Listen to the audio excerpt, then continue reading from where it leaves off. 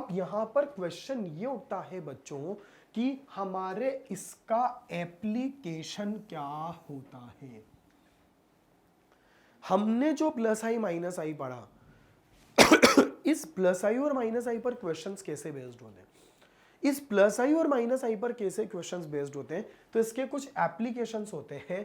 आज अगर हम एप्लीकेशन देखें तो सबसे पहले हमें स्टेबिलिटी ऑफ इंटरमीडिएट्स के बारे में पढ़ना है। इंटरमीडिएट क्या होते हैं ये मैं आपको बताऊंगा, लेकिन हमें स्टेबिलिटी ऑफ इंटरमीडिएट के बारे में पढ़ना है। Stability of intermediate plus I minus I पर डिपेंडेंट होती है। एसिडिटी के बारे में आप पढ़ेंगे, बेसिसिटी के बारे में आप पढ़ेंगे, डाइपोल मोमेंट आप यहां पर कर सकते हैं। उसके बाद में अगर हम यहां पर देखें तो reactivity of compound in chemical reaction, किसी भी केमिकल रिएक्शन में रिएक्टिविटी अपन कैसे निकालते हैं उसके बारे में अपन डिस्कशन कर सकते हैं। तो ये मेरे सारे के सारे एप्लीकेशन है जिनको अपन को पढ़ना है, जो इस पर बेस्ड होते हैं। अब इसके ऊपर क्वेश्चन कैसे आएंगे, कैसे क्वेश्चन बेस्ड होंगे, वो चीज मैं आपको बता रहा हूं। तो सबसे पहला स्टेबिलिटी ऑफ एल्काइल कार्बोकेटायन हमें यहां पर डिस्कस करना है। एल्काइल कार्बोकेटायन का मतलब क्या होता है, what is the meaning of carbocation. आज अगर मैं कार्बोकेटायन की अगर बात करूं, what is the meaning of carbocation, हम लोग कार्बोकेटायन को कार्बोनियम आयन भी बोलते हैं। ये मेरा कार्बोकेटायन कार्बोनियम आयन भी कहलाता है। What is the meaning of carbonium ion, एक ऐसा कार्बन जिसने 3 बॉन्ड बना रखे हो और अगर उसके ऊपर प्लस चार्ज अगर आ रहा हो, इसको अपन बोलते हैं कार्बोकेटायन।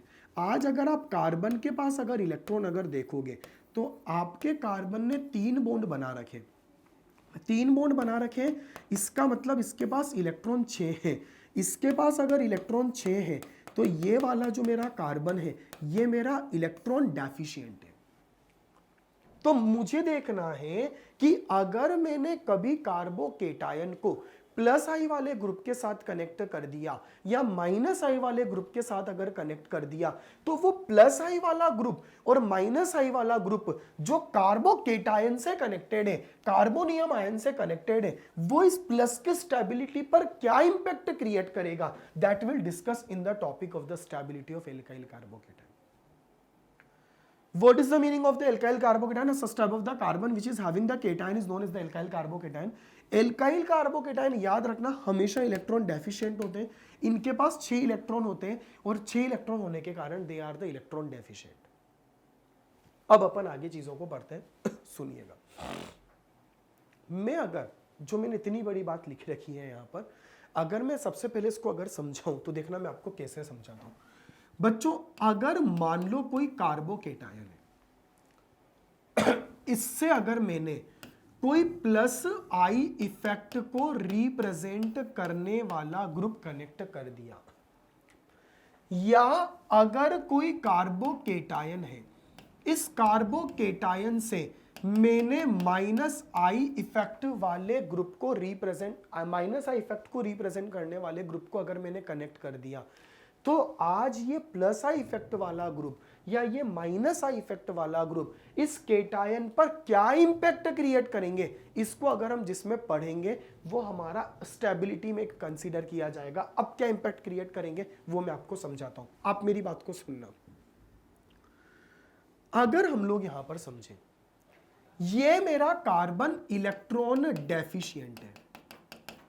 आज अगर ये मेरा कार्बन अगर इलेक्ट्रॉन डेफिशिएंट है, प्लस आई वाले क्या करते हैं, प्लस आई वाले इलेक्ट्रॉनों को डोनेट करने का काम करते हैं। बच्चों ये इलेक्ट्रॉन डेफिशिएंट है, बेचारे के ऊपर प्लस चार्ज है, प्लस आई वाला इसको इलेक्ट्रॉन डोनेट कर रहा है। तो हम लोग यहां पर क्या समझना चाहते हैं, ये मेरा प्लस आई इफेक्ट है, मैंने केटायन से अगर प्लस आई इफेक्ट को अगर कनेक्ट करा, तो ये प्लस आई इफेक्ट वाला ग्रुप आज आपके केटायन की स्टेबिलिटी को बढ़ाएगा कि कम करेगा। अब देखना कैसे समझेंगे, सुनिए।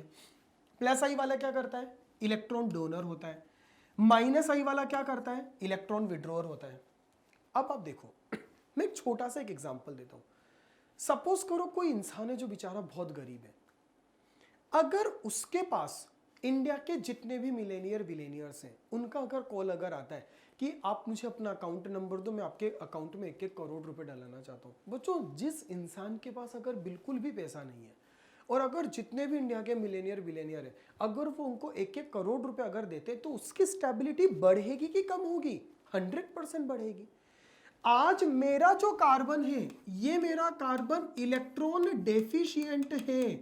अगर ये कार्बन अगर मेरा इलेक्ट्रॉन डेफिशिएंट है, प्लस आई वाला क्या कर रहा है? इलेक्ट्रॉन डोनेट कर रहा है बच्चों।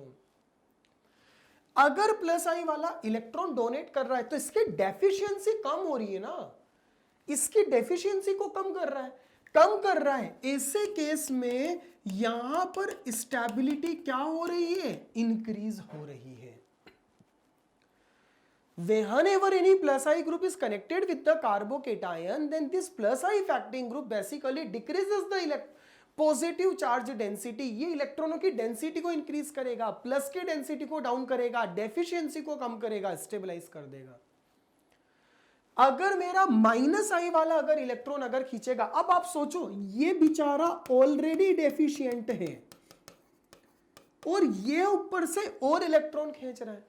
Suppose I am having 100 rupees in my pocket, मैं कहीं पर जा रहा हूं और मेरे पास केवल लास्ट 100 रुपए ही है और एकदम से मेरी जेब भी अगर कट जाएगी तो मेरी स्टेबिलिटी बढ़ेगी कि कम होगी? 100% मेरी स्टेबिलिटी डाउन होगी। आज अगर डोंट ट्राई टू लर्न, बच्चों हमें इसको याद नहीं रखना, हमें इसको रटना नहीं है, try to understand it. If this is the carbocation, plus I वाला अगर इलेक्ट्रॉन डोनेट करेगा तो इसकी डेफिशिएंसी रिमूव होगी, ये मेरा ज्यादा स्टेबल बनेगा। जबकि अगर पॉजिटिव से तुमने माइनस आई इफेक्ट वाले ग्रुप को अगर कनेक्ट करा, ये ऑलरेडी डेफिशिएंट है और इलेक्ट्रॉन खींच रहा है तो उसकी डेफिशिएंसी इंक्रीज होगी। डेफिशिएंसी अगर इंक्रीज अगर होगी तो स्टेबिलिटी क्या हो जाएगी? स्टेबिलिटी डाउन हो जाएगी। ऐसी परिस्थिति में अगर यहां पर स्टेबिलिटी अगर डाउन अगर हो जाएगी तो आज आप अब यहां पर समझ गए होंगे मैंने क्या बोला। कार्बोकेटायन को कौन स्टेबलाइज करता है? प्लस आई वाला, क्योंकि कार्बोकेटायन तुम्हारा इलेक्ट्रॉन डेफिशिएंट है। प्लस आई वाला इलेक्ट्रॉन देगा तो उसकी डेफिशिएंसी को दूर करेगा। डेफिशिएंसी को अगर दूर करेगा तो will become most stable. Minus I वाला इलेक्ट्रॉन खींचेगा, अगर खींचेगा तो वो बेचारा पहले से डेफिशिएंट है कार्बोकेटायन, और अगर तुमने उससे इलेक्ट्रॉनों को विड्रॉ करा तो they will become the destabilise, वो डीस्टेबलाइज हो जाएंगे। तो who is stabilising the C plus I effect, who is destabilising the C plus minus I effect. तभी तो आप देखो stability of carbocation directly proportional to the plus I effect or inversely proportional to the minus I effect. Whenever any plus I affecting group is connected with the carbocation, so it will stabilize the carbocation, or whenever the minus I affecting group connected with the carbocation, so they will destabilize the carbocation. So this is my point जो मैं आपको समझाना चाह रहा हूँ। आप पढ़िए ना, जो चीज मैंने आपसे बोला है यही चीज यहाँ पे लिख रखा है। Carbocation are electron deficient species, definitely हम इतनी देर से डिस्कस कर रहे हैं। And they are stabilized the plus I effect, वो किससे स्टेबलाइज होंगे? प्लस आई इफेक्ट से स्टेबलाइज होंगे, and destabilize by the minus I, और वो माइनस आई से डिस्टेबलाइज होंगे। क्यों? Because plus I effect tends to decrease the positive charge. Plus I वाला इलेक्ट्रॉन देगा, पॉजिटिव चार्ज को डिक्रीज कर देगा, जबकि माइनस आई वाला क्या करेगा? Increase the positive charge on carbocation. वो आपके कार्बोकेटायन पर और ज्यादा प्लस इंक्रीज करेगा और ज्यादा डेफिशिएंसी इंक्रीज करेगा।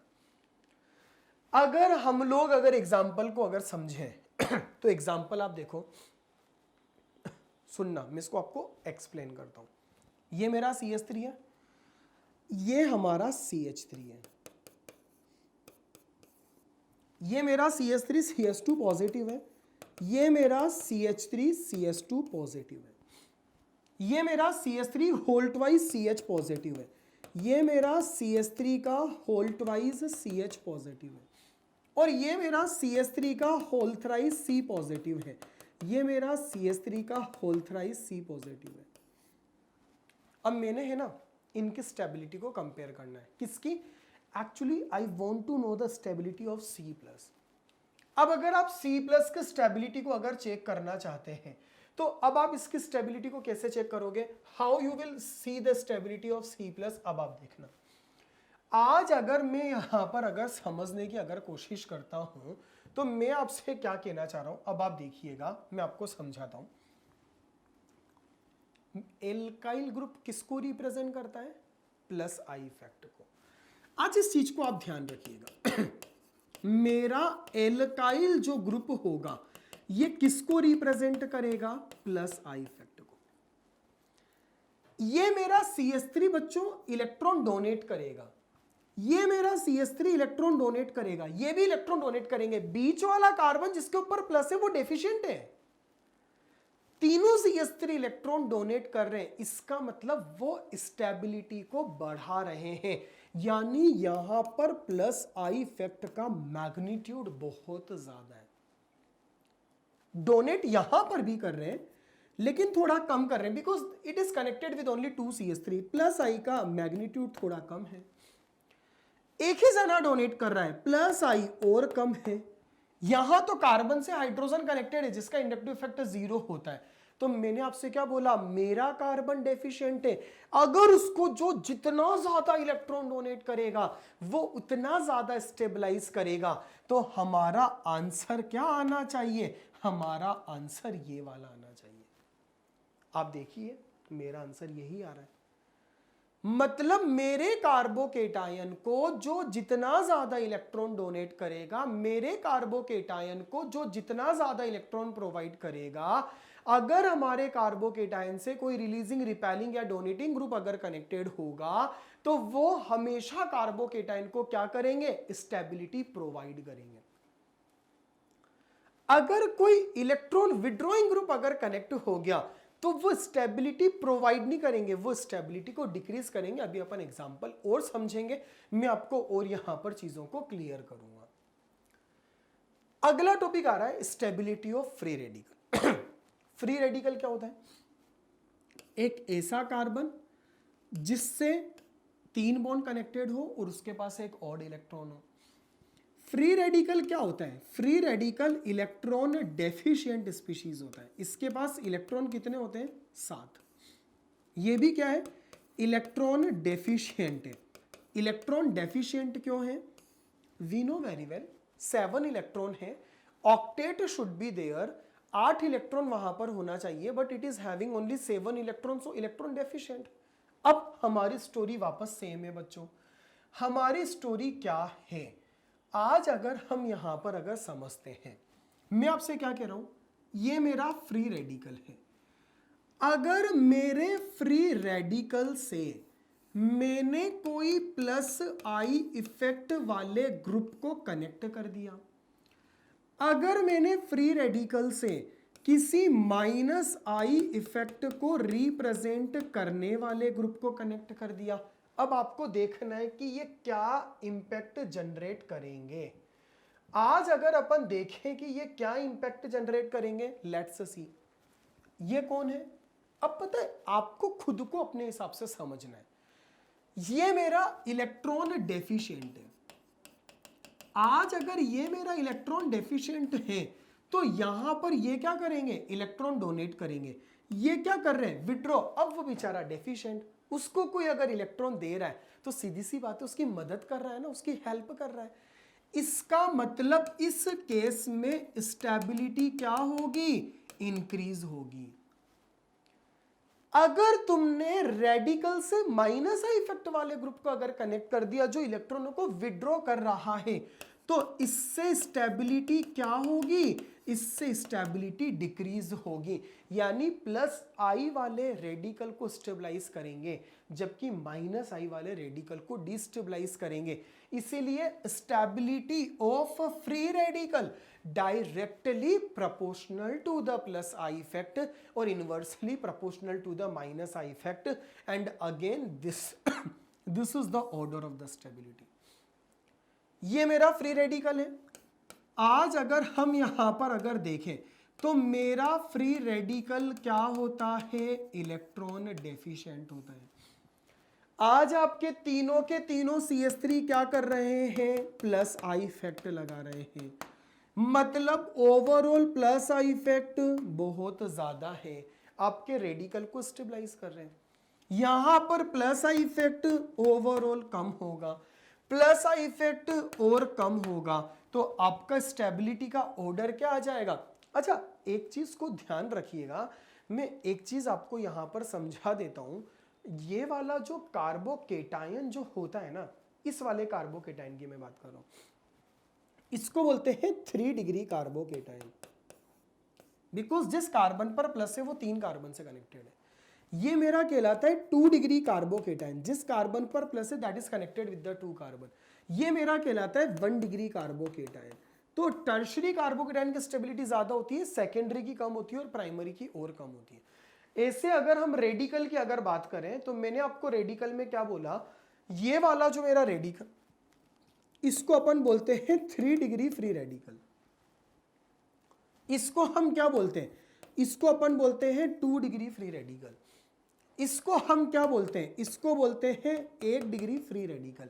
और ये मेरा मिथाइल फ्री रेडिकल है। तो ज्यादा स्टेबल कौन होगा, जो रेडिकल को स्टेबलाइज कौन करेगा, डोनर ग्रुप, तो वो मेरा मोस्ट स्टेबल होगा, थोड़ा कम और सबसे कम, ये मेरे रेडिकल की स्टेबिलिटी हो जाएगी। अगला आता है stability of carb anion. Carb anion का मतलब क्या होता है, एक ऐसा कार्बन जिसके पास नेगेटिव चार्ज हो, इसके पास एक इलेक्ट्रॉन का पेयर भी प्रेजेंट होता है। कार्बन के पास इलेक्ट्रॉन काउंट करो, अगर हम कार्बन पर अगर इलेक्ट्रॉन अगर काउंट करते हैं तो इसके पास इलेक्ट्रॉन कितने होंगे, 8 होंगे। इलेक्ट्रॉन अगर 8 है इसका मतलब ये इलेक्ट्रॉन रिच है। अब बहुत केयरफुली सुनना, अगर मेरा ये कार्ब एनायन है अगर ये मेरा कार्ब एनायन है, अगर मेरे कार्ब एनायन से अगर मैंने कोई प्लस आई इफेक्ट वाले ग्रुप को अगर कनेक्ट कर दिया या माइनस आई इफेक्ट वाले ग्रुप को अगर कनेक्ट कर दिया, तो ये प्लस आई और माइनस आई वाले क्या इंपैक्ट डालेंगे, अब आप सुनना। सॉरी, ये मेरा कार्ब एनायन अगर है, अगर मैं इस कार्ब एनायन की अगर बात करूं, तो बच्चों ये मेरा कार्ब एनायन क्या है, इलेक्ट्रॉन रिच है।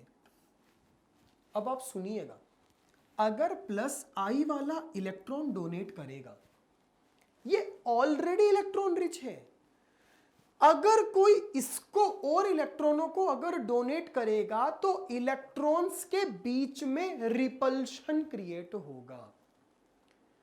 Since my carb anion is already electron rich, आज अगर मेरे कार्ब एनायन अगर मान लो ऑलरेडी अगर इलेक्ट्रॉन रिच है, आज अगर प्लस आई वाला अगर इलेक्ट्रॉन अगर प्रोवाइड करेगा, तो यहां पर क्या होगा, यहां पर रिपल्शन बिटवीन इलेक्ट्रॉन होगा। और अगर रिपल्शन अगर बिटवीन इलेक्ट्रॉन्स अगर होगा, तो इलेक्ट्रॉनों के बीच में जो रिपल्शन है, इसीलिए यहां पर अगर अपन बात करेंगे तो स्टेबिलिटी इनकी क्या हो जाएगी, डाउन हो जाएगी। जबकि आज अगर अपन देखें तो ये इलेक्ट्रॉन, भाई देखो आपको एक चीज बताता हूं बच्चों, each and every atom want to be the neutral. हर एक एटम न्यूट्रल होना चाहता है। आज हर एक एटम न्यूट्रल क्यों होना चाहता है, because we know very well neutral atom is comparatively more stable. आज अगर मैं आपको जैसे एक एग्जांपल बताता हूं कार्बोकेटायन वाला, उससे मैं आपको इससे रिलेट करूंगा तो होपफुली शायद आप चीजों को समझ पाओ। ये मेरा कार्बोकेटायन था, इसके ऊपर प्लस है, तीनों जने अगर इलेक्ट्रॉन अगर डोनेट करेंगे, तो जैसे ही तीनों जनों ने अगर इलेक्ट्रॉन डोनेट करा, यहां पर अगर आपके 3 CH3 अगर इलेक्ट्रॉन डोनेट कर रहे हैं, तो कार्बोकेटायन को जब 3 CH3 इलेक्ट्रॉन दे रहे हैं, तो इलेक्ट्रॉन देंगे ना, इलेक्ट्रॉन अगर देंगे तो ये इलेक्ट्रॉनों को एक्सेप्ट करेगा। अगर ये इलेक्ट्रॉनों को एक्सेप्ट करेगा तो ऑलरेडी इसके ऊपर प्लस है, इलेक्ट्रॉनों को एक्सेप्ट करेगा तो माइनस चार्ज आएगा, तो plus minus will become neutral, तो इसके न्यूट्रल होने की टेंडेंसी ज्यादा है। कम डोनेट करेंगे, टेंडेंसी न्यूट्रल होने की कम रहेगी। अब अगर मैं यहां पर अगर आपके सामने अगर एक बार एनायन को अगर आपको समझाऊं, तो अब आप सुनना, इसके पास नेगेटिव है, इसको और ये इलेक्ट्रॉन डोनेट कर रहे हैं। अगर इसको और इलेक्ट्रॉन डोनेट कर रहे हैं, तो भाई इसके ऊपर तो नेगेटिव चार्ज की डेंसिटी बढ़ रही है ना, ये न्यूट्रल थोड़ी ना हो रहा है, since it is already having the negative charge and plus I is also donating the electron. तो कार्बन पर क्या हो रहा है, कार्बन पर तो नेगेटिव की डेंसिटी बढ़ रही है, कार्बन पर तो इलेक्ट्रॉनों की डेंसिटी बढ़ रही है, तो electron will repel each other, since electron will repel each other so they will become the unstable. जबकि अगर अपन अगले वाले की बात करें तो कार्बन इलेक्ट्रॉन डोनेट कर रहा है, कार्बन अगर इलेक्ट्रॉन डोनेट करेगा तो डोनेट करने के कारण इसके ऊपर प्लस आएगा, ऑलरेडी इसके पास माइनस है तो plus minus will become neutral. So which carbon negative charge is becoming the neutral here? कौन सा नेगेटिव न्यूट्रल हो रहा है? सेकंड वाला आपका न्यूट्रल हो रहा है। तो ऐसे केस में यहां पर स्टेबिलिटी जो होगी वो स्टेबिलिटी क्या होगी? बढ़ती चली जाएगी। तो आज अगर मेरे एनायन से अगर प्लस आई इफेक्ट को अटैच करने वाला अगर ग्रुप कनेक्टेड है वो कम स्टेबल होते हैं और माइनस आई वाले कंपैरेटिवली ज्यादा स्टेबल होंगे। इसीलिए अगर आप देखोगे तो मैंने यहां पर आपको एक चीज बताया है, stability of carbanion directly proportional to the minus I और inversely proportional to the plus I. Example पर अगर अपन आए तो ये मेरा मिथाइल कार्ब एनायन है। आज अगर हम मिथाइल कार्ब एनायन की अगर बात करेंगे तो ऐसी परिस्थिति में ये मेरा 1 डिग्री कार्ब एनायन है। अगर मैं इस वाले को अगर देखूं, ये मेरा 2 डिग्री का कार्ब एनायन है। अगर मैं इस वाले को अगर समझूं और अगर ये मेरा 3 डिग्री का कार्ब एनायन है, अगर हम इस वाले को अगर समझें तो देखो इसके पास तो नेगेटिव है, ये तो इलेक्ट्रॉन रिच है। यहां पर 3 CH3 बहुत ज्यादा इलेक्ट्रॉन डोनेट करेंगे, वो ऑलरेडी रिच है, ये और ज्यादा इलेक्ट्रॉन डोनेट करेंगे। It mean what will happen? Repulsion between the electron. So what will happen? Repulsion के कारण स्टेबिलिटी डाउन होगी। यहां पर थोड़ा सा प्लस आई कम है, इधर प्लस आई और कम है, तो जैसे जैसे प्लस आई का मैग्नीट्यूड बढ़ेगा स्टेबिलिटी कम होती चली जाएगी। जिधर जितना ज्यादा प्लस आई है that will be the most stable, as the plus I effect will be down that will be, जितना प्लस आई होगा that will be the less stable. जितना प्लस आई डाउन होता चला जाएगा वो हमारा स्टेबल बन जाएगा, हमारा स्टेबिलिटी का ऑर्डर ये वाला आ जाएगा। तो मैंने आपसे क्या बोला? हमारा कार्बोकेटायन और फ्री रेडिकल दो ऐसी स्पीशीज होती है which are the electron deficient. Since they are the electron deficient, अगर उनको कोई इलेक्ट्रॉन प्रोवाइड करेगा they will become the stable. उनसे कोई विड्रॉ करेगा वो ऑलरेडी डेफिशिएंट है, विड्रॉ कर रहे हो मतलब आप उसको डिस्टेबलाइज कर रहे हो। अगर मैं कार्ब एनायन की अगर मैं बात करता हूं तो कार्ब एनायन के अंदर आपको ध्यान रखना है वो इलेक्ट्रॉन रिच है। अगर उसको कोई इलेक्ट्रॉन देगा तो इलेक्ट्रॉनों में रिपल्शन होगा और उससे कोई इलेक्ट्रॉनों को विड्रॉ करेगा तो they will become the more stable. ये वाली चीज मैं आपको समझाना चाह रहा हूं। अब जैसे मैं आपको यहां पर कुछ एग्जाम्पल्स बताता हूं, हमें यहां पर कुछ क्वेश्चंस को डिस्कस कर लेते हैं ताकि आपको चीजें क्लियर हो जाए कि मैं आपको क्या समझाना चाहता हूं। आप एक दो एग्जाम्पल देखना। मुझे अगर मान लो बच्चों किसी ने ये वाला क्वेश्चन अगर दे दिया,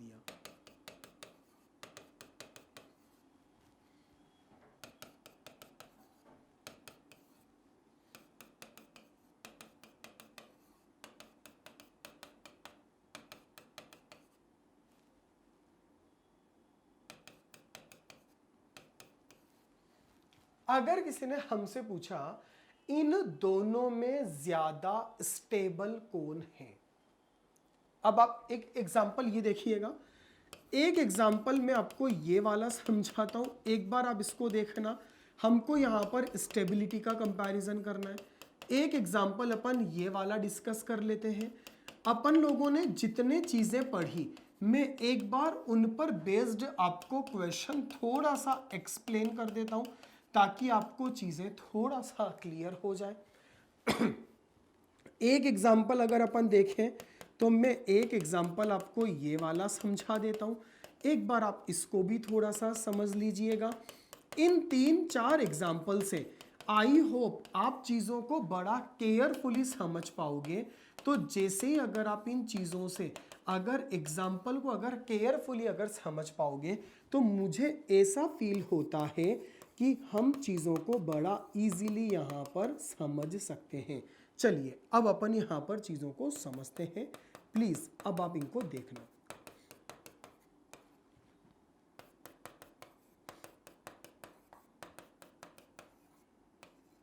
ये मैंने आप लोगों के सामने 4 एग्जाम्पल लिख रखे हैं।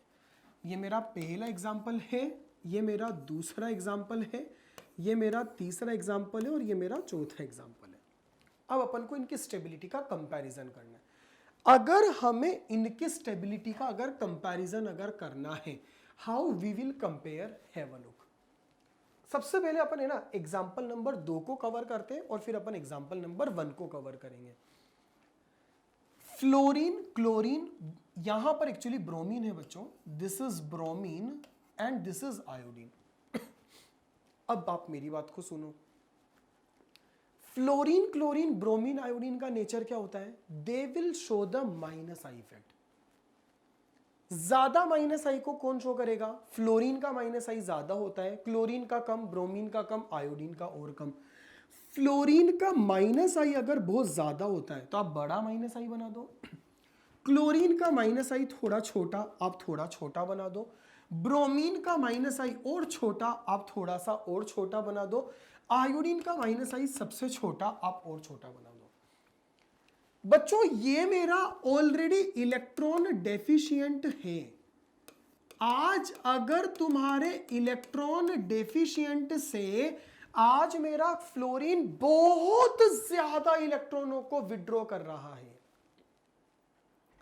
Since my carbon is having the positive, और मेरे कार्बन से अगर फ्लोरीन कनेक्टेड है और अगर फ्लोरीन बहुत ज्यादा इलेक्ट्रॉनों का अगर विड्रॉ कर रहा है, क्लोरीन भी कर रहा है लेकिन इतना विड्रॉ नहीं कर रहा, ब्रोमीन भी कर रहा है लेकिन इतना विड्रॉ नहीं कर रहा, आयोडीन भी कर रहा है लेकिन बहुत कम विड्रॉ कर रहा है, तो मैंने आपसे क्या बोला, अगर मेरे कार्बन पर प्लस है और उससे वो ऑलरेडी डेफिशिएंट है, उससे कोई और ज्यादा अगर इलेक्ट्रॉनों को अट्रैक्ट करेगा, उससे कोई और ज्यादा इलेक्ट्रॉनों को विड्रॉ करेगा, तो वो तो कम स्टेबल होगा ना। तो यहां पर अगर अपन देखें तो फ्लोरीन, क्लोरीन, ब्रोमीन, आयोडीन में आज मोस्ट विड्रॉइंग टेंडेंसी किसकी है, फ्लोरीन की। ये डेफिशिएंट है, ये मोस्ट विड्रॉइंग टेंडेंसी को रिप्रेजेंट कर रहा है, मतलब स्टेबिलिटी को डाउन कर रहा है। हमारा स्टेबिलिटी का जो ऑर्डर आएगा वो आएगा आयोडीन वाला सबसे ज्यादा स्टेबल होगा, क्योंकि विड्रॉ तो कर रहा है लेकिन इतना नहीं कर पा रहा, स्टेबल तो कम हो रहा है लेकिन इसके बराबर अनस्टेबल नहीं है, ये हमारा ज्यादा स्टेबल होगा। अब एक बार आप पहले वाले एग्जांपल को देखो, मेरा फ्लोरीन विड्रॉइंग टेंडेंसी को रिप्रेजेंट करता है। अब मेरा फ्लोरीन तो विड्रॉइंग टेंडेंसी को रिप्रेजेंट करता है, अगर ये वाला फ्लोरीन अगर पॉजिटिव के क्लोज है और अगर ये वाला फ्लोरीन अगर उस पॉजिटिव से थोड़ा सा दूर है, ऐसी परिस्थिति में मैं आपसे क्या कहना चाह रहा हूं, आपका जो आई इफेक्ट होता है यह डिस्टेंस डिपेंडेंट होता है। अगर ये डिस्टेंस डिपेंडेंट अगर होगा, ऐसे केस में अगर कोई क्लोज अगर होगा ना तो उसका इंपैक्ट ज्यादा होगा।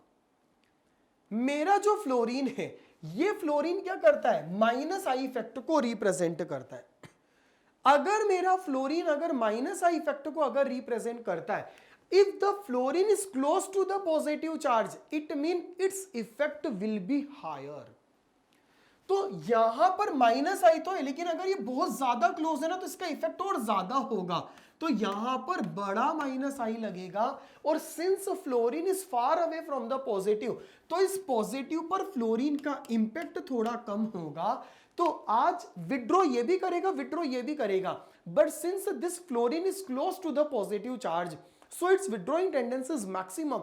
Since its withdrawing tendency is maximum, that is the reason ये क्या करेगा, इसकी withdrawing tendency बहुत ज्यादा होने के कारण ये मेरा highly unstable होगा। विड्रॉ ये भी कर रहा है लेकिन थोड़ा कम कर रहा है, तो यहां पर हमारा आंसर 1 is greater than 2 होगा।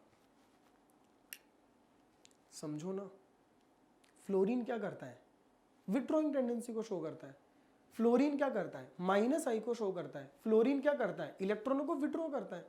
अब अगर ये मेरा क्लोज है तो ज्यादा विड्रॉ करेगा, तो बेचारा वो डेफिशिएंट है, उससे और कोई ज्यादा विड्रॉ करेगा तो अनस्टेबल होगा ना। तो मैंने 1 is greater than 2 बता दिया। अगर हम इन दोनों सवालों की अगर बात करें, अगर हम इन दोनों क्वेश्चंस को अगर डिस्कस करें, ट्रिपल बॉन्ड डबल बॉन्ड के बारे में मैंने आपको बताया था, दे शो माइनस आई इफेक्ट। आज ट्रिपल बॉन्ड का माइनस आई बहुत ज्यादा होता है, डबल बॉन्ड का माइनस आई कम होता है, और CH3 CH2 सिंगल बॉन्ड है, ये प्लस आई को शो करेगा। अब आप सोचो, आपका कार्बन इलेक्ट्रॉन रिच है, ये ऊपर से और इलेक्ट्रॉन डोनेट करने का काम कर रहे हैं। अगर मेरा कार्बन अगर इलेक्ट्रॉन रिच है और अगर ये इलेक्ट्रॉन डोनेट करने का काम कर रहे हैं, इसका मतलब इलेक्ट्रॉनों के बीच में रिपल्शन होगा। इलेक्ट्रॉनों के बीच में अगर रिपल्शन अगर होगा तो वो रिपल्सिव फोर्सेस, वो जो रिपल्सिव फोर्सेस है वो स्टेबिलिटी को डिक्रीज कर देंगे। आज डबल बॉन्ड क्या करता है? विड्रॉ करता है इलेक्ट्रॉनों को विड्रॉ करेगा, विड्रॉ करेगा तो इलेक्ट्रॉनों को अट्रैक्ट करेगा ना, तो यहां पर ये कार्बन न्यूट्रल होने के चांसेस बढ़ जाएंगे। ट्रिपल बॉन्ड और ज्यादा विड्रॉ करेगा, और ज्यादा विड्रॉ करेगा तो और न्यूट्रल होने के चांसेस बढ़ेंगे। ऐसे केस में यहां पर अगर हम स्टेबिलिटी की अगर बात करेंगे तो first is maximum stable, second is little bit down और थर्ड इज मिनिमम स्टेबल। तो मैंने आपसे बोला आप चीजों को समझो कि मैं किस प्रकार से प्लस आई और माइनस आई से इन इंटरमीडिएट की स्टेबिलिटी को कंपेयर कर रहा हूं। You have to try to understand it. आपको इसको समझना है कि मैं कैसे कंपेयर कर रहा हूं। Now see the another example. ये मेरा फ्री रेडिकल है। Free radical is the electron deficient species. आज अगर मेरा फ्री रेडिकल अगर इलेक्ट्रॉन डेफिशिएंट अगर होता है ना बच्चों, तो देखो CH3 CH2 plus I effect को रिप्रेजेंट करेगा और इलेक्ट्रॉनों को डोनेट करेगा। साइनाइड मैंने आपको बताया था NO2 SO3H साइनाइड, ये माइनस आई को शो करेंगे। NO2 का माइनस आई ज्यादा होगा, साइनाइड का कम होगा। नाउ सी, ये मेरा रेडिकल है, ये इलेक्ट्रॉन डेफिशिएंट है। अगर ये मेरा फ्री रेडिकल है और अगर ये मेरा फ्री रेडिकल अगर इलेक्ट्रॉन डेफिशिएंट अगर है और मेरा NO2 अगर इलेक्ट्रॉनों को अगर विड्रॉ करेगा, तो जस्ट ट्राई टू अंडरस्टैंड, वो ऑलरेडी डेफिशिएंट है और NO2 ऊपर से और इलेक्ट्रॉनों को अट्रैक्ट करेगा, मतलब डेफिशिएंसी और ज्यादा क्रिएट करेगा। तो इसकी डेफिशिएंसी को क्रिएट करना हमारे रेडिकल के लिए डिस्टेबिलिटी का रीजन बन जाएगा। आज मेरा जो नेगेटिव है वो अनस्टेबल हो, रेडिकल अनस्टेबल हो जाएगा, तो स्टेबिलिटी का जो आंसर आएगा that will be the 3, 2 and 1। तो these are my reaction intermediate. First one is known as the carbocation, this is the radical, this is anion। तो ये मेरे इंटरमीडिएट्स हैं। इन इंटरमीडिएट पर जब मैंने अलग अलग ग्रुप को अगर रखा, इन इंटरमीडिएट से जब मैंने अलग अलग ग्रुप को कनेक्ट करा, तो वो अलग अलग ग्रुप आपके इंटरमीडिएट की स्टेबिलिटी पर क्या इंपैक्ट जनरेट कर रहे हैं। आज वो अलग अलग ग्रुप आपके इंटरमीडिएट को किस प्रकार से इसकी स्टेबिलिटी पर इंपैक्ट प्रोड्यूस कर रहे हैं, वो मैंने आपको यहां पर समझाने की कोशिश करी। तो आपको इसको रटना नहीं है। केटायन डेफिशिएंट होता है, अगर कोई इसको इलेक्ट्रॉन डोनेट करेगा स्टेबिलिटी इंक्रीज करेगा। एनायन रिच होता है और इलेक्ट्रॉन डोनेट करेगा, इलेक्ट्रॉन्स में रिपल्सिव फोर्सेस लगेंगे, अनस्टेबल हो जाएगा। और रेडिकल डेफिशिएंट अगर होगा, उसको कोई अगर इलेक्ट्रॉन डोनेट करेगा तो वो डेफिशिएंट को स्टेबलाइज करने का काम करेगा, प्लस आई वाला रेडिकल को स्टेबलाइज करेगा। ये चीज हम लोगों ने समझी और इन 4 इलिस्ट्रेशंस के थ्रू मैंने आप लोगों को और चीजों को कवर करने की कोशिश करी कि किस प्रकार से डिस्टेंस की डिपेंडेंसी होती है और अलग अलग ग्रुप यहाँ पर स्टेबिलिटी को इंक्रीज करते हैं या डिक्रीज करते हैं, ये मैंने आपको समझाया। तो ये मेरा पहला एप्लीकेशन था, that is known as the stability of the reaction intermediates. बच्चों, हम लोग इंडक्टिव इफेक्ट्स के एप्लीकेशंस के बारे में डिस्कशन कर रहे हैं। मैंने आप लोगों को बताया कि रिएक्शन जो इंटरमीडिएट्स जो होते हैं, जो हमारे C+ होते हैं, C- होते हैं, फ्री रेडिकल होते हैं, इससे आपके ये प्लस आई इफेक्ट से कैसे इंपैक्ट होता है इनके ऊपर। मैं आपको अगला एक एप्लीकेशन डिस्कस करने जा रहा हूं, that is known as the acidic strength. Acidic strength समझाने से पहले हमें यह चीज समझना बड़ा जरूरी है, एसिड्स कौन होते हैं। सपोज एसिड कौन होता है बच्चों, जो H+ आयन डोनेट करता है। The compound which gives the H+ ion basically show the acidic nature. ऐसे कंपाउंड जो H+ आयन को डोनेट करते हैं वो हमारे एसिड कहलाते हैं। आज अगर मानकर चलो Hb मेरा कोई एसिड है, अगर Hb अगर एसिड है और अगर मान लो आपने अगर इसका आयोनाइजेशन अगर करा, तो आयोनाइजेशन के बाद में ये मेरा H+ देगा और B- बनेगा। तो आज एसिड में से जब कभी भी अगर H+ निकलता है ना, तो हमारा कॉन्जुगेट बेस बनता है। सॉरी, HCl है। Who is the conjugate base of HCl? HCl में से H प्लस को निकालो, कौन बचेगा? Cl minus, that will be the conjugate base.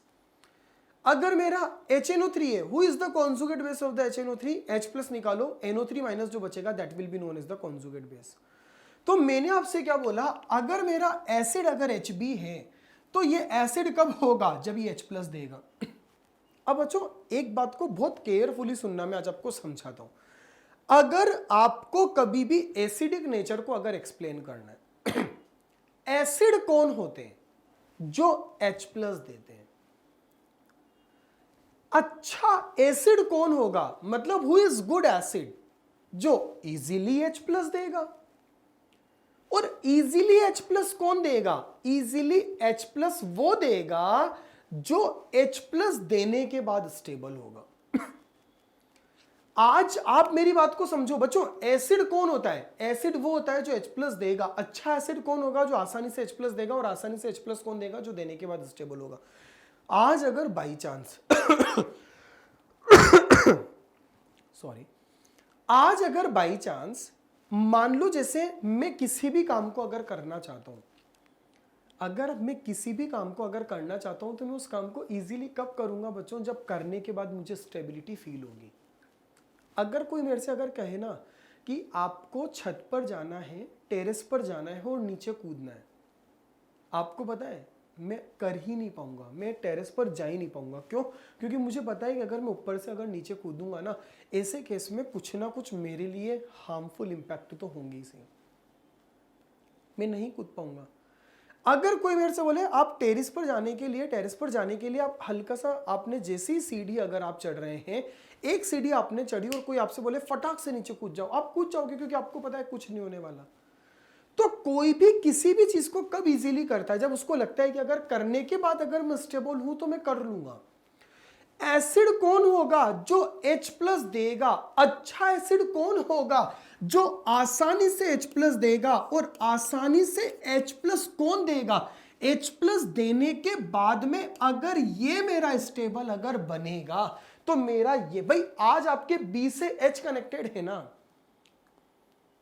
B H donate करना चाहता है ना, B H को निकालना चाहता है ना, तो B H को कब निकालेगा?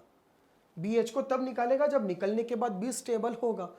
तो कुल मिलाकर मेरा जो एसिडिक स्ट्रेंथ जो होगा, वो एसिडिक स्ट्रेंथ मेरे इस कॉन्जुगेट बेस की स्टेबिलिटी पर डिपेंड करेगा। आज हमारा जो एसिडिक स्ट्रेंथ है वो कॉन्जुगेट बेस की स्टेबिलिटी पर डिपेंड करेगा।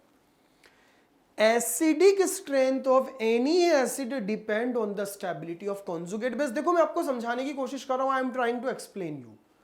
आज अगर ये मेरा एसिड है तो ये एसिड कब होगा? जब ये H प्लस देगा। ये अच्छा एसिड कब होगा? जब ये इजीली H प्लस देगा। ये इजीली H प्लस कब देगा? जब H प्लस देने के बाद में B माइनस स्टेबल होगा। तो आपको किसी भी मॉलिक्यूल का अगर एसिडिक नेचर अगर फाइंड आउट करना है तो acidic nature is basically depend करता है ना, वो कॉन्जुगेट बेस की स्टेबिलिटी पर करता है। आज आप देखो acidic strength directly proportional to the stability of conjugate base. अब देखो ये कॉन्जुगेट बेस को कौन स्टेबल करेगा? इसके पास ऑलरेडी माइनस है। अगर इस माइनस को अगर कोई इलेक्ट्रॉन देगा तो इलेक्ट्रॉनों में तो रिपल्शन होगा, और इलेक्ट्रॉनों में अगर रिपल्शन होगा तो वो रिपल्सिव फोर्सेस स्टेबिलिटी को क्या करेंगे? डाउन करेंगे। लेकिन अगर कोई इससे इलेक्ट्रॉन अगर खींचेगा तो it will become the neutral. यानी acidic strength directly proportional to the stability of conjugate base, और वो हमारे माइनस आई से अफेक्ट होंगे और प्लस आई से क्या होंगे? डिस्टेबलाइज होंगे। मैं एक बार आपको एक चीज समझाता हूं, आप सुनिएगा, एक बार देखना। अगर मैं एक छोटा सा एक एग्जांपल आपके सामने रखता हूं, आप एक बार उस एग्जांपल को देखो, फिर इसके बाद अपन एक आध एग्जांपल और करेंगे और फिर अपन चीजों को समझेंगे। आज मुझे यहां पर एसिडिक स्ट्रेंथ फाइंड आउट करना है।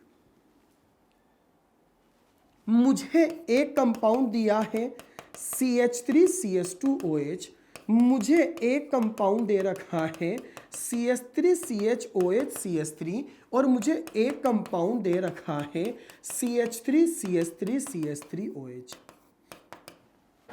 अब मैंने आप लोगों से क्या कहा बच्चों, एसिड कौन होते हैं जो H+ को देते हैं।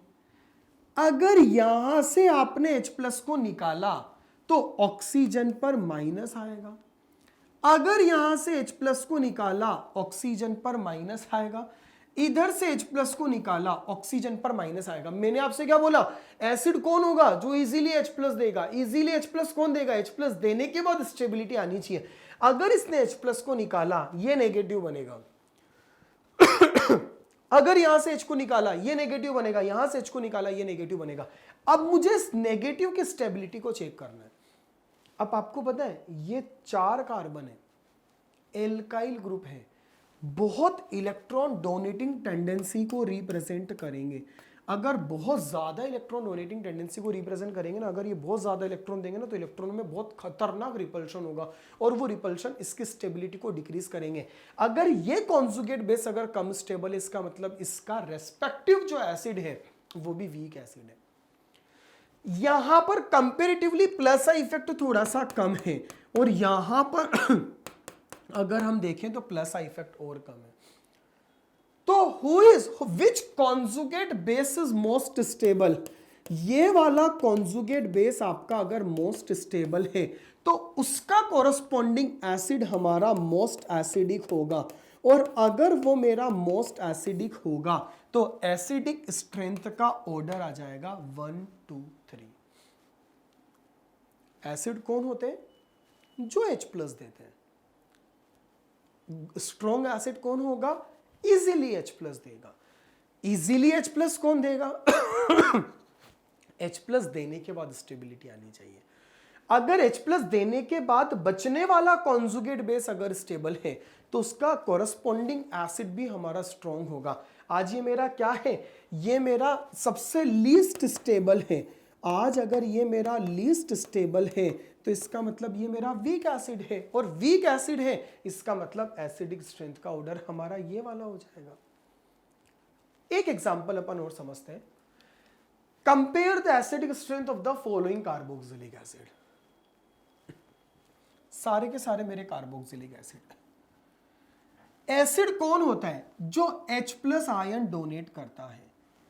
अगर एसिड मेरा H+ अगर डोनेट करेगा तो ऑक्सीजन पर माइनस आएगा। एसिड अगर मेरा H+ डोनेट करेगा तो ऑक्सीजन पर माइनस आएगा। एसिड ने अगर H+ को डोनेट करा तो ऑक्सीजन पर माइनस आएगा। एसिड ने अगर H+ को डोनेट करा तो ऑक्सीजन पर माइनस आएगा। मेरा क्लोरीन क्या करता है, माइनस आई इफेक्ट को रिप्रेजेंट करता है। और चूंकि यहां पर देखो, यहां पर भी क्लोरीन है, यहां पर भी क्लोरीन है और यहां पर भी क्लोरीन है।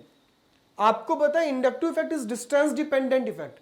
आज अगर मेरा क्लोरीन अगर क्लोज होगा ना तो उसका इंपैक्ट सबसे ज्यादा होगा, क्लोरीन अगर मेरा दूर होगा तो उसका इंपैक्ट कम होगा। तो since this chlorine is maximum close to the anion, यानी इस क्लोरीन का मैक्सिमम इंपैक्ट होगा। और अगर मैक्सिमम अगर इफेक्ट होगा तो यहां पर माइनस आई बड़ा वाला लग जाएगा। डिस्टेंस बढ़ी, माइनस आई डाउन, डिस्टेंस और बढ़ी, माइनस आई और डाउन, और यहां पर नो माइनस आई। ये सारे इलेक्ट्रॉन देंगे, प्लस आई को शो करेंगे। सी, ये प्लस आई है, इलेक्ट्रॉन डोनेट का काम कर रहा है। मुझे नेगेटिव की स्टेबिलिटी को चेक करना है, that is already electron rich, it is also donating the electron. What it mean, ये डिस्टेबलाइज कर रहा है। जबकि एनायन को स्टेबलाइज कौन करता है, खींचने वाला। यानी आज अगर आप देखोगे कि यहां पर मैक्सिमम स्टेबल कौन है, तो याद रखना ये वाला तुम्हारा मैक्सिमम स्टेबल होगा। अगर मिनिमम स्टेबल की बात करें तो ये वाला मेरा मिनिमम स्टेबल होगा। और अगर एक जना अगर मैक्सिमम स्टेबल है और एक जना मिनिमम स्टेबल है, आई होप शायद आप आंसर समझ चुके होंगे। And this is the answer of the question. One is maximum stable acidic, second is little bit less, तीसरा और वीक एसिड होगा, और फोर्थ वाला सबसे वीक एसिड होगा। तो मैंने आपसे क्या कहा, उस चीज को समझो। मेरा आपसे ऐसा कहना है बच्चों कि आज अगर हम लोग कभी भी किसी मॉलिक्यूल का एसिडिक नेचर अगर डिसाइड करेंगे ना, तो एसिडिक नेचर डिसाइड होता है किसमें कितना -I इफेक्ट लग रहा है। जिसमें जितना -I इफेक्ट लगेगा उसका एसिडिक कैरेक्टर उतना ज्यादा होगा, और जिसमें जितना ज्यादा +I इफेक्ट लगेगा उसका एसिडिक कैरेक्टर उतना ही कम होगा। और इस इलिस्ट्रेशन के हिसाब से आई होप शायद आप एसिडिक कैरेक्टर को समझ पाए। Don't try to learn, again I am explaining here. Acid वो होते हैं जो इजीली H+ देंगे, ये अच्छे एसिड वो होंगे जो आसानी से H+ देंगे। आसानी से H+ कौन देगा? H+ देने के बाद स्टेबल होगा। तो ऐसे केस में आज आपको वहां से H+ को निकालना है, नेगेटिव बनाना है, और उस नेगेटिव की स्टेबिलिटी चेक करना है कि वो नेगेटिव कितना ज्यादा स्टेबल होगा और कितना कम स्टेबल होगा। उसके भी आपको अपने आंसर को जस्टिफाई करना है। अदरवाइज अगर आप ऐसा नहीं करना चाहते हो तो आप ये देख लो, क्लोरीन सबसे क्लोज है, -I इफेक्ट इसका मैक्सिमम होगा। क्लोरीन थोड़ा सा दूर आया, -I इफेक्ट थोड़ा सा कम होगा। क्लोरीन और दूर आया, -I इफेक्ट और कम होगा। यहां पर क्लोरीन है ही नहीं, +I लगेगा। +I अगर लगेगा तो इलेक्ट्रॉन डोनेट करेगा, तो डिस्टेबलाइज करेगा। आंसर मेरा 1 2 3 हो जाएगा। That is known as the acidic strength. Explanation देख लो, मैंने क्या बोला? We know that -I effect increases acidic strength. Now, moreover, it is distance based effect. So, where the -I group is nearest to COOH, it enters strong effect. आपको क्या कहना चाह रहा है भाई? हमें पता है कि -I वाले एसिडिक कैरेक्टर को इंक्रीज करते हैं। We know very well -I basically increases the acidic nature of any species. In that condition, what I want to explain here, since we know very well -I is distance dependent effect, so if distance will be the close, distance will be the nearest, so enter strong effect. वो क्या करेगा? strong effect को produce करेगा and makes acid strong, और वो acid को और ज्यादा strong बना देगा। तो आपके सामने अगर कोई भी अगर एसिड अगर दे दे और आप अगर उसके एसिडिक कैरेक्टर को अगर जस्टिफाई करना चाहते हो, तो आप इस बिहाफ पर एसिडिक कैरेक्टर को जस्टिफाई कर सकते हो। अगर मैं एक क्वेश्चन और आपको समझा देता हूं ताकि आपको चीजें कुल मिलाकर क्लियर हो जाए कि how we are comparing the acidic strength here. One more example I want to show in front of you, hopefully शायद आप समझ पाओ। आज मुझे एक कंपाउंड दे रखा है, it is known as the formic acid. एक मुझे कंपाउंड दे रखा है CH3COOH, it is called as acetic acid.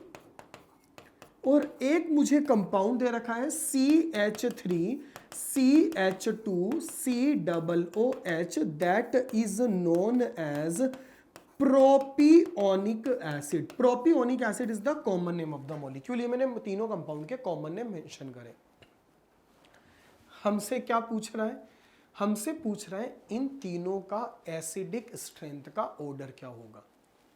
Concept is very much easy. मैंने क्या बोला? +I वाले हमेशा एसिडिक नेचर को कम कर दें, -I वाले हमेशा एसिडिक नेचर को बढ़ा दें। अगर +I वाले एसिड, अच्छा आपको इन चीजों को रटना नहीं है, आप समझो ना। अगर आप लोग समझेंगे तो बड़ा इजीली आप कर पाएंगे। एसिड कौन होता है? जो H+ देगा। अगर आप कहीं से अगर H को निकालेंगे बच्चों, तो सीधी सी बात है माइनस चार्ज क्रिएट होगा ना। अगर आप कहीं से भी अगर H को निकालेंगे, और वी नो वेरी वेल अगर माइनस चार्ज अगर क्रिएट अगर होता है तो उस माइनस को स्टेबलाइज कौन करता है? Electron withdrawing group. डिस्टेबलाइज कौन करेगा? Electron donating group. अब आप चाहो तो दो तरीके से आंसर जस्टिफाई कर सकते हो। पहला, CH3CH2 का +I इफेक्ट ज्यादा होगा, CH3 का +I इफेक्ट थोड़ा सा कम होगा, और इसका तो I इफेक्ट 0 होगा। जिसमें जितना ज्यादा +I वो उतना लीस्ट एसिडिक।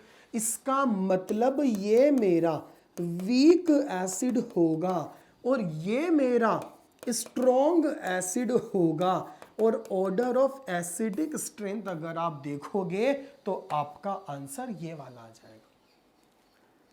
अगर आप इस अप्रोच को फॉलो नहीं करना चाहते तो आप क्या अप्रोच को फॉलो कर सकते हो? आप एक चीज ऐसा भी समझ सकते हो, क्या एसिड कौन होते हैं जो H प्लस देते हैं?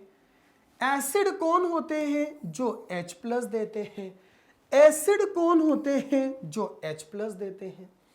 अगर H अगर देगा ऑक्सीजन पर माइनस आएगा, H अगर देगा ऑक्सीजन पर माइनस आएगा, H अगर देगा ऑक्सीजन पर माइनस आएगा। ये ज्यादा इलेक्ट्रॉनों को डोनेट करेगा, नेगेटिव डिस्टेबलाइज हो जाएगा। कम इलेक्ट्रॉन को डोनेट करेगा, थोड़ा कम डिस्टेबलाइज होगा। नहीं डोनेट करेगा, डिस्टेबलाइज नहीं होगा। यानी कौन सा कॉन्जुगेट बेस मैक्सिमम स्टेबल है? पहला वाला मैक्सिमम स्टेबल, दूसरा वाला थोड़ा सा कम, तीसरा वाला और कम। तो हमारा आंसर आ जाएगा 1 2 3। तो एसिडिक स्ट्रेंथ कुल मिलाकर अगर हमें कभी भी अगर निकालना हो, if you want to compare the acidic strength, तो एसिडिक स्ट्रेंथ के बारे में हमेशा याद रखिएगा कि जो माइनस आई वाले जो ग्रुप होंगे, इलेक्ट्रॉन विड्रॉइंग ग्रुप जो होंगे, वो कॉन्जुगेट बेस को स्टेबलाइज करते हैं। इसी की वजह से वो एसिडिक स्ट्रेंथ को भी इंक्रीज करते हैं। और जो प्लस आई वाले जो ग्रुप होते हैं, इलेक्ट्रॉन रिपेलिंग ग्रुप जो होंगे, इलेक्ट्रॉन रिलीजिंग जो ग्रुप होंगे, वो सारे के सारे कॉन्जुगेट बेस को डिस्टेबलाइज करेंगे। That is the reason they decreases the acidic strength, और on the basis of that we can find out the answer of the question. तो कभी भी अगर आप कोई क्वेश्चन अगर करेंगे तो दीज आर द पॉइंट जिनके हिसाब से आप चीजों को सॉल्व कर सकते हो, इनके हिसाब से आप आंसर को जस्टिफाई कर सकते हो। मैं एक छोटा सा एक एग्जांपल के थ्रू आपको बस ये फाइनलाइज करता हूं इस टॉपिक को। अगर मुझे किसी ने एक कंपाउंड ये वाला दे दिया, अगर किसी ने मुझे एक कंपाउंड ये वाला दे दिया, यहां पर फ्लोरीन कनेक्टेड है, इधर आपका क्लोरीन कनेक्टेड है, आपसे अगर कोई पूछता है इनमें से ज्यादा एसिडिक कौन होगा, आप अपने आंसर को कैसे जस्टिफाई करेंगे? मैंने क्या बोला? Electron withdrawing group increases the acidic strength of the molecule. आज अगर आप देखोगे तो minus I effect of fluorine is higher than minus I effect of the chlorine. अगर minus I effect of the fluorine is higher than minus I effect of the chlorine, so what it mean? Acidic strength का order ये वाला आ जाएगा।